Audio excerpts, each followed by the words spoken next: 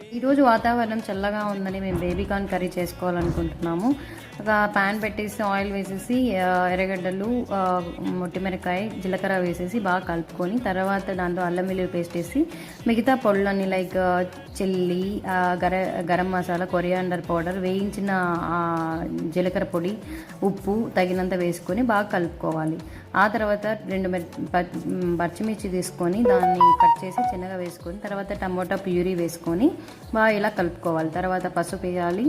తర్వాత కాజు మిక్సీకి పట్టి అట్లా కొన్ని పట్టి వేసాను నేను, టేస్ట్ బాగుంటుందని. తర్వాత 200 ml వాటర్ వేసేసి ఆ తర్వాత ఉడికించుకున్న బేబీ కార్న్ని దాంట్లో వేసేసి కలిపేసుకోవడమే, అంతే. తర్వాత దానిపైన కొత్తిమీర వేసుకోవాలి. దానికి సైడ్ డిష్గా నేను క్యారెట్ రోజు తింటాను, సో అందుకని ఈరోజు కూడా అదే ప్రిపేర్ చేసుకున్నాను. అంతే ఫ్రెండ్స్, మీరు కూడా ట్రై చేయండి, చాలా బాగుంటుంది.